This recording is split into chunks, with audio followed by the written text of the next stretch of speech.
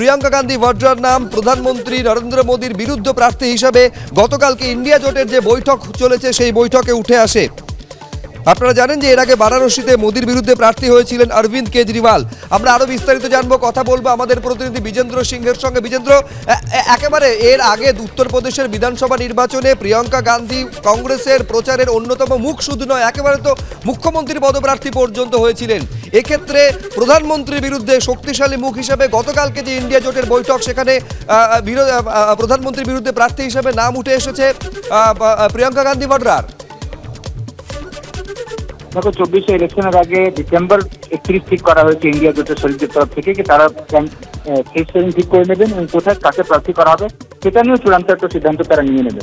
সেক্ষেত্রে গতকাল যে মিটিং চলছিল সেই সময় মমতা বন্দ্যোপাধ্যায়ের প্রস্তাবটা দেন 2024-এ নরেন্দ্র মোদীর বিরুদ্ধে বেনারস থেকে একটা মজবুত ক্যান্ডিডেট যৌথভাবে ইন্ডিয়া জোটকে ভাবা উচিত এবং ইন্ডিয়া জোট যদি এটা করতে পারে সেক্ষেত্রে মোদীকে সেখানে কিছুটা সমস্যায় তারা ফেলতে পারবেন।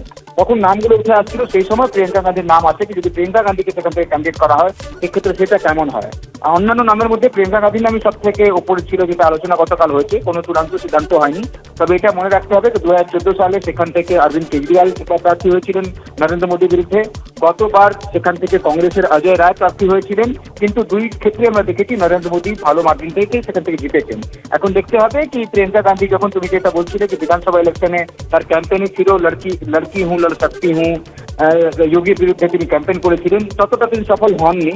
কিন্তু দেখতে হবে তো লোকসভার ক্ষেত্রে একদিকে জল্পনা চলছে হয়তো সোনিয়া গান্ধী এবার আর প্রার্থী হবেন না, তিনি লোকসভা ইলেকশন আর লড়বেন না।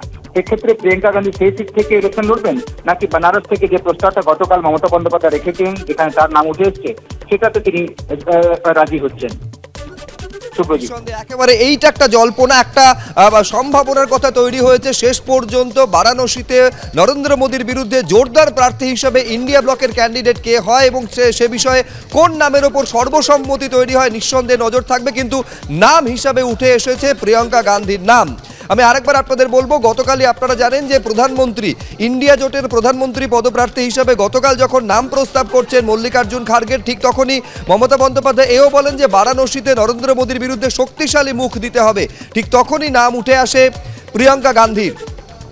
এর আগে আপনারা জানেন যে 2014-তে নরেন্দ্র মোদীর বিরুদ্ধে বারাণসীতে অরবিন্দ কেজরিওয়াল তিনি প্রতিদ্বন্দ্বিতা করেছিলেন। অর্থাৎ এইটার সম্ভাবনা হিসেবে উঠে আসছে তাহলে 2024-এ বারাণসীতে নরেন্দ্র মোদী বনাম প্রিয়াঙ্কা গান্ধী হতে চলেছে কি একটা সম্ভাবনা। গতকালকের এই জল্পনা সামনে আসার পর, এই নাম প্রস্তাব হিসাবে উঠে আসার পর সম্ভাবনা জোরালো হচ্ছে।